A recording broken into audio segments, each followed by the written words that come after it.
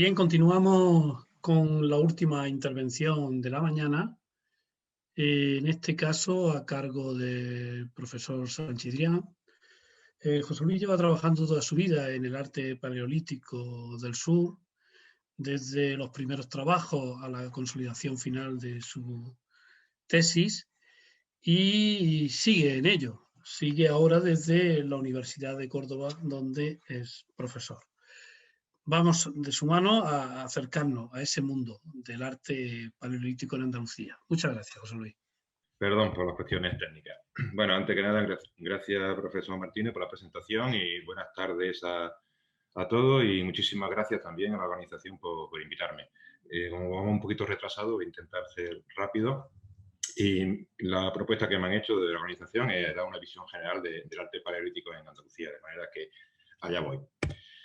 Esto sería, están viendo ustedes en pantalla, la distribución de todos los yacimientos de arte paleolítico de la península ibérica realizados por el maestro Fortea hace unas décadas. En la actualidad, como puede comprobar, gracias a la intervención de muchísimos grupos de investigación, pues se ha incrementado notablemente esa distribución. Sobre todo quiero remarcar la zona occidental y la zona meridional, que es la que a mí me compete. En Andalucía, desde al sur del Guadalquivir, esa es la repartición en la actualidad que tenemos de las cavidades decoradas o de los sitios decorados con arte paleolítico, si bien es verdad que algunas cuevas están todavía, o algunos están todavía en investigación y deben ser contrastadas. El arte paleolítico en Andalucía utiliza todos los soportes en los cuales se manifiesta el arte paleolítico en el resto de Europa, a excepción de otras regiones de la península. De manera, tenemos manifestaciones al aire libre, tenemos manifestaciones en abrigos, donde entra la luz y la penumbra, y tenemos manifestaciones clásicas en plena oscuridad. Todo esto nos está poniendo de manifiesto, por supuesto, desde el punto de vista social y económico, por diferenciaciones funcionales de los distintos espacios. Algunos ejemplos, pues este magnífico conjunto de piedras blancas a la intemperie, ni un alero, ni nada, todo solo en el aire. El famoso abrigo de Ambrosio, donde las figuras están un poco en penumbra. Y, por supuesto, por ejemplo, te pongo el ejemplo de una cueva grande, enorme, gigantesca, oscura totalmente y de difícil acceso, como sería la Cueva de Nerja, donde quiero señalar a las personitas que están intentando acceder a estos espacios tan imbricados. Para la secuenciación gráfica del paleolítico regional utilizamos las bases empíricas que cualquier investigador utiliza en el ámbito del paleolítico superior en Europa. Con la curiosidad de que todos los métodos y todas las bases las tenemos en Andalucía, de manera que podemos, por ello, establecer pues, más o menos una secuencia marco que se irá matizando en el futuro con los nuevos adelantos. En este aspecto, las bases empíricas que utilizamos para la secuencia regional pues, son las superposiciones técnicas y temáticas. Como el ejemplo que están viendo en pantalla, tenemos pinturas en negro encima de amarillo, perdón, en rojo encima de amarillo, en rojo encima de negro, negro encima de rojo, y por supuesto cada uno de esos motivos corresponden a un horizonte, una situación cronológica distinta con su estilo cronológico. También, por supuesto, utilizamos la gran enciclopedia de comparación con los paralelos cronoestilísticos de Parpaillot, que es gigantesco y curiosamente, pues, y afortunadamente, pues toda la gran mayoría de los convencionalismos estilísticos que aparecen en Parpaillot se ven reflejados en el arte parietal de Andalucía. Por ejemplo, en la fase premadraniense, pues esos caballos que están viendo en pantalla con esos morros tan planos y tan curiosos, o las ciervas cilineales, o por el ejemplo de distintos tipos de forma de concebir las extremidades. En este caso, como el ejemplo de las patas en arco. En el ámbito madraniense, pues también tenemos paralelos tanto en Parpaillot como en otro yacimiento, como sería el Jaz, como están viendo en pantalla. También utilizamos para la selección regional pues, composiciones temáticas singulares. En concreto, este grupo que hemos denominado, pues, donde hay muy poquitos animales muy parcos en la ejecución, y una gran combinación de signos simples y complejos. Como ejemplo lo veremos después, siguiendo con las ideas de los métodos para adaptación y para la planteamiento de la secuencia regional, afortunadamente también tenemos un elemento que es muy escaso, como sería la estratigrafía de cronología paleolítica superpuesta a figuras parietales. En este caso, estamos viendo en pantalla pues, dos casos, como ya conocido de Ambrosio y recientemente publicado de la cueva del Mar Almuerzo. Por último, para conseguir la seriación regional, pues nos basamos en las dataciones directas. Dataciones directas que en este caso de este Uro de la Pileta pues ofreció una datación de 20.000 años que coincide perfectamente con lo que sería la seriación industrial del Solutense Medio y curiosamente pues también tiene unos paralelos perfectos con el Solutense Medio de Parpalló. Es decir, creo que no hay una de las fechas, una de las figuras mejor, creo, datadas que en el mundo solutense. También utilizamos la datación indirectas asociadas a las figuras. En este caso, pues sería pues, en esta cornisa, al lado de esas dos figuras animales, pues apareció un carbón que bueno, fue datado y nos dio también una fecha en torno al 20.000, que coincide un poco, en general, con el ambiente que representa las dos figuras. De esta forma, hacemos una seriación que, como ustedes ya saben, están acorde con todo lo que es el arte mediterráneo ibérico. Hacemos dos grandes bloques, siguiendo las tradiciones actuales, un horizonte gravetiense y solutense antiguo, otro horizonte solutense avanzado, y el mundo madraniense está representado en Andalucía, sobre todo parte en madraniense superior, y como veremos después, pues hay algunas evidencias de madraniense antiguo. Vamos a poner algunos ejemplos de esta seriación.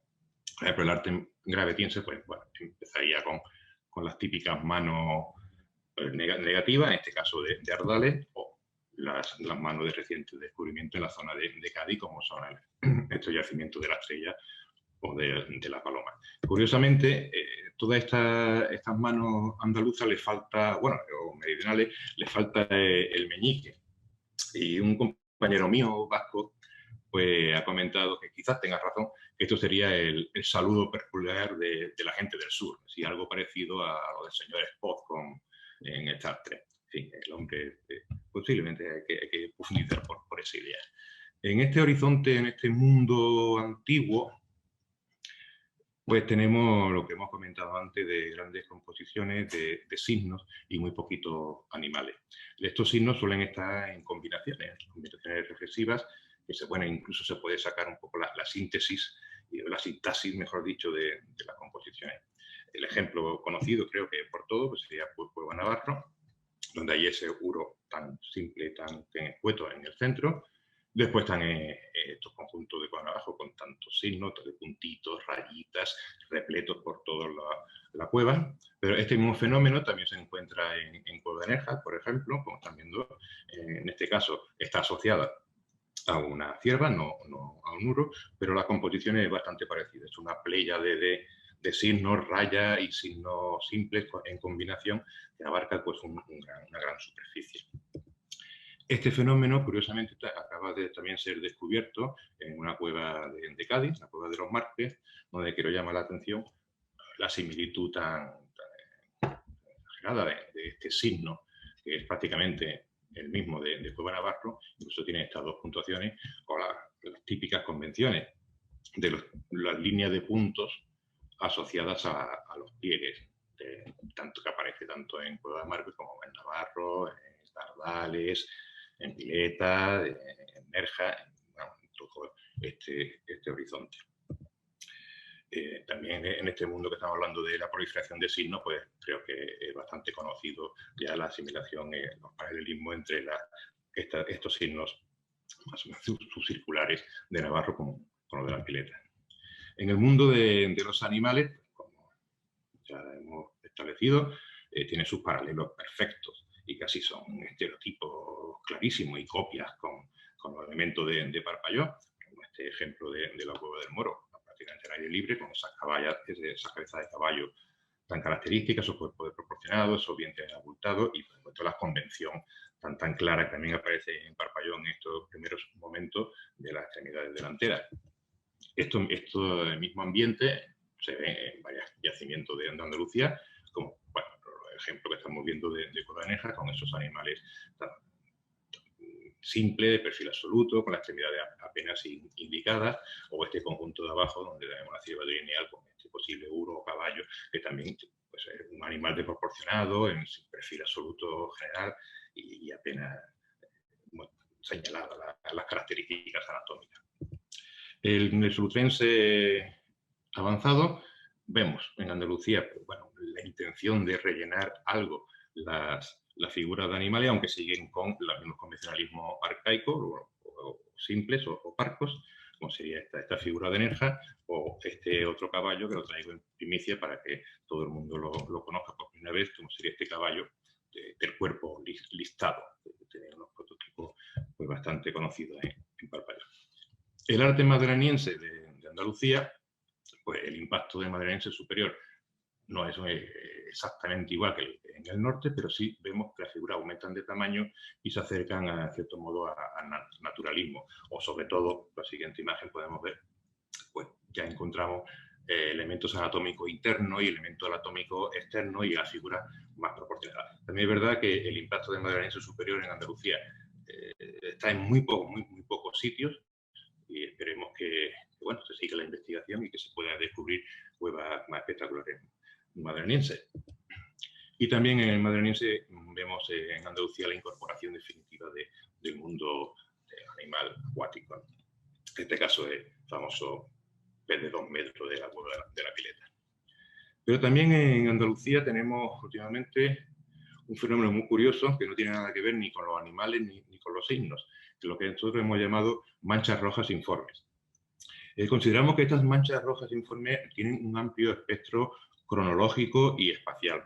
Y nos alegra muchísimo que los compañeros extremeños pues, hayan encontrado este fenómeno en las cuevas de Maltravieso.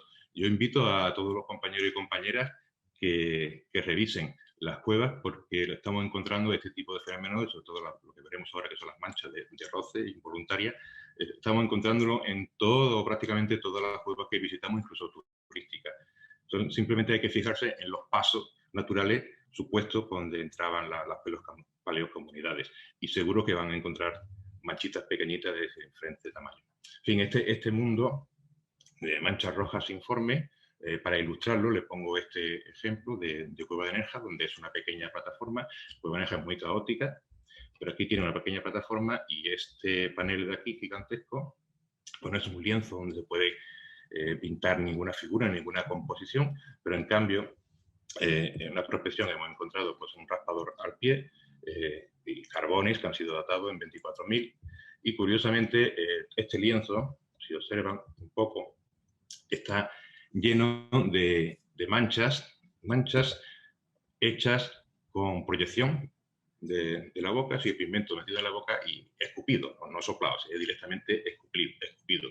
Bien, es cierto que estas manchas informes, pues, si observamos aquí en la composición general, pues admiten ciertas líneas más o menos organizadas, pero si nos vemos en detalle, pues son distintos impactos de una radiografía muy directa, que es escupir directamente con la boca.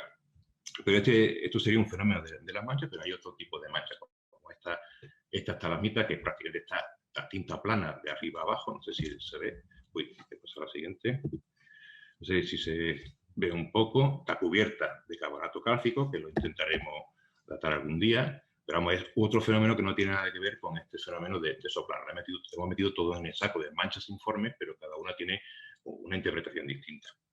O esta otra del medio, que bueno, parece ser que es la yema del dedo gordo manchado de colorante rojo, agarrado y han tirado y se han llevado las estalagmitas. Parece ser que ha sido ese gesto. Pero bueno, aquí tienen en pantalla un resumen de todos los tipos de manchas informes que estamos analizando y que estamos encontrando en prácticamente todos los sitios. Hay diferentes tamaños, hay algunas que son milimétricas y algunas otras que son centimétricas. Y aparecen en sitios dispares. En síntesis, lo que hicimos fue pues, una apreciación y hicimos una separación entre las manchas voluntarias, que sería un poco la imagen, representa más la imagen de la derecha, y las manchas involuntarias, las que llamamos manchas de roces. En las experimentaciones y los estudios detallados que hemos hecho en distintas cavidades, bueno, estoy poniendo el ejemplo de Nerja, Es bastante curioso y bastante significativo cómo las manchas informes aparecen, en este caso, si la figura está en un paso estrecho entre una gran estalagmita y la pared, y las manchas coinciden en las protuberancias o en la zona de donde debería rozarse con la pared. Incluso la A, que sería la que está enfrente de la cara de la imagen del modelo, pues posiblemente sería la mano a agarrarse un poco para pasar por ese paso estrecho.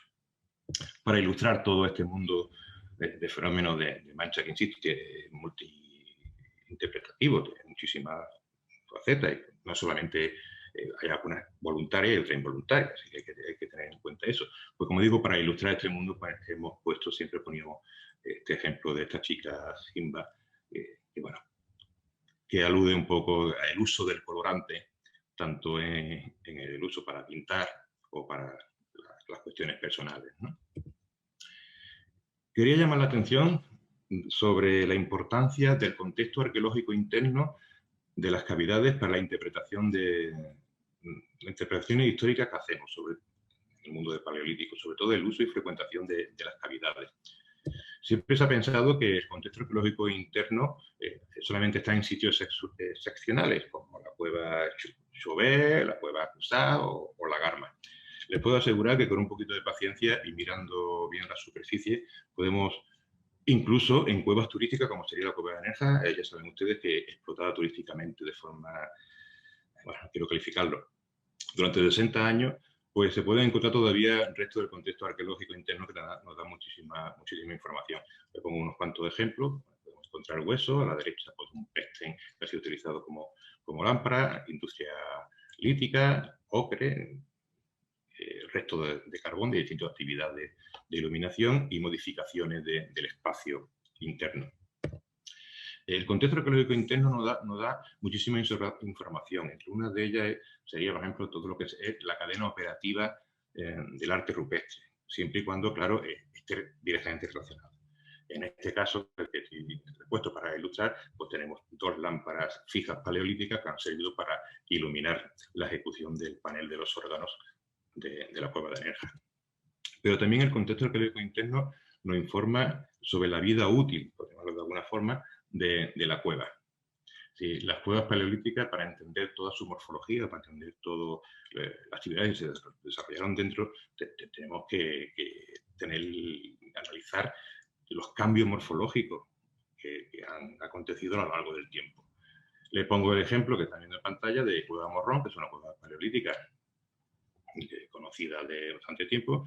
Pues bueno, pues en esta cavidad, en la sala principal, cerca de la pintura, pues hay un enterramiento medieval que, por supuesto, pues modificó todo lo que sería la morfología general de la cavidad.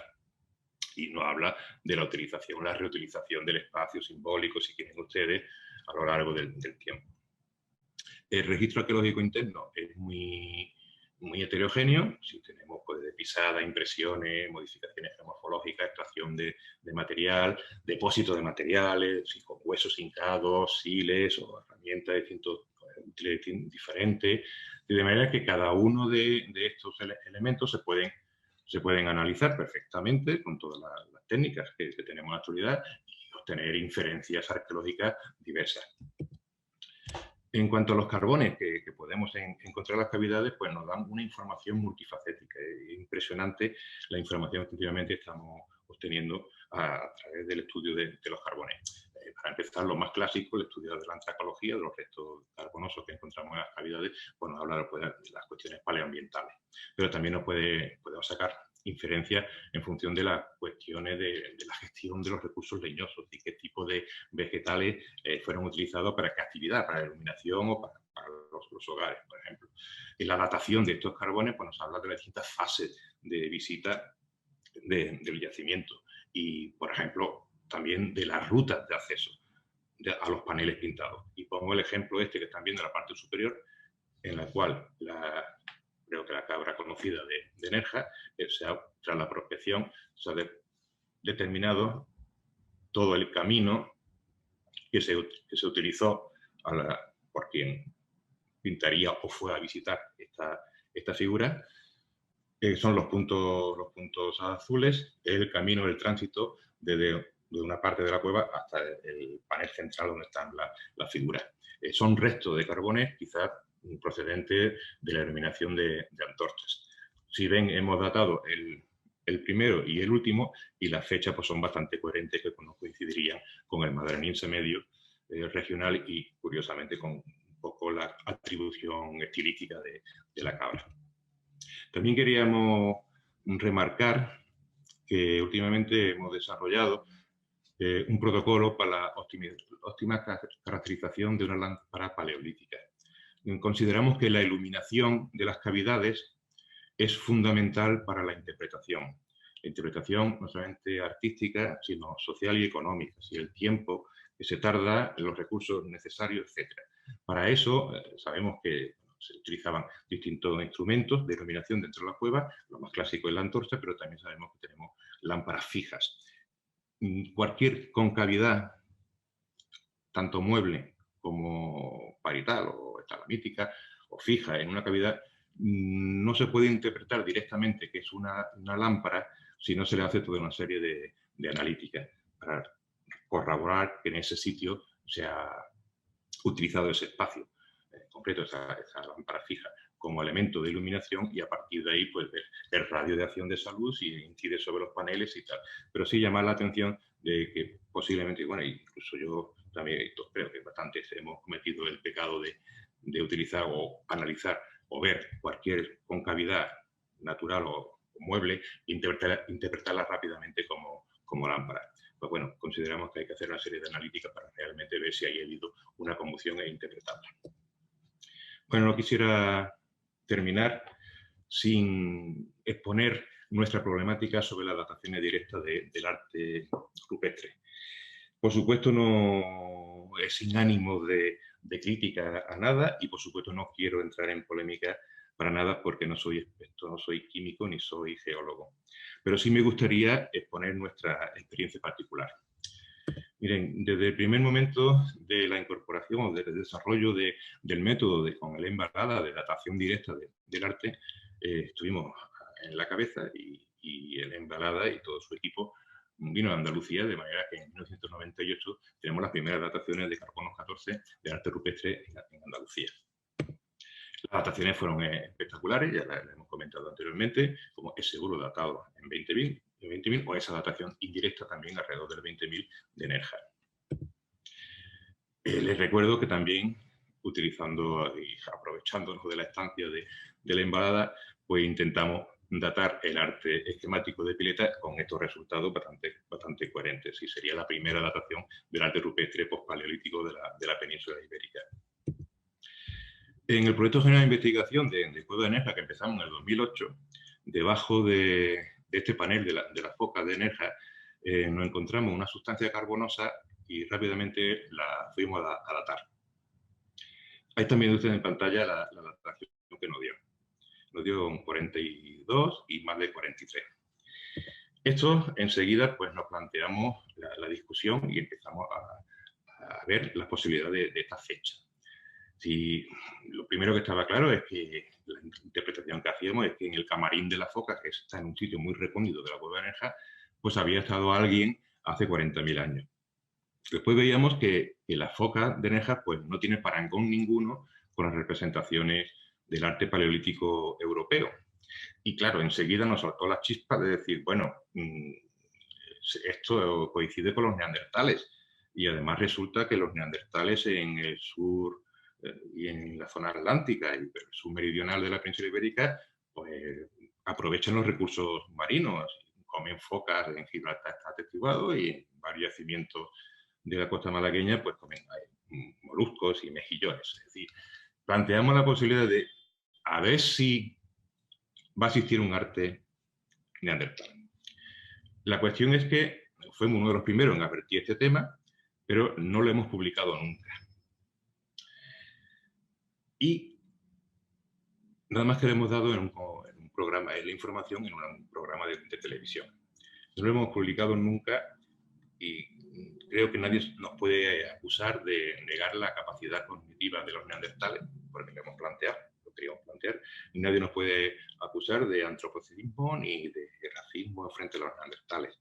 Lo único que nos pueden, creo, usar cierto modo de prudencia científica o incluso de imprudencia al plantear el tema en un programa de televisión de difusión, en Arqueomanía en concreto, del 2012, y no seguir indagando en estas cuestiones. Pero en ello estamos. En el proyecto general de investigación de NERJA trabajamos con este laboratorio, que creo que es un laboratorio de referencia, uno de los laboratorios de referencia europeo, y además el laboratorio de La Embalada, que es la que desarrolla todo el sistema de datación del arte rupestre. Y lo primero que quisimos hacer es comparar estos trazos de la derecha, esos trazos rojos de la derecha, con el arte esquemático que habíamos datado en la grieta que está en la izquierda. Nosotros mismos habíamos hecho la asimilación de que esos dos elementos corresponderían al mundo esquemático en general. Utilizamos el método de carbono 14 en la calcita,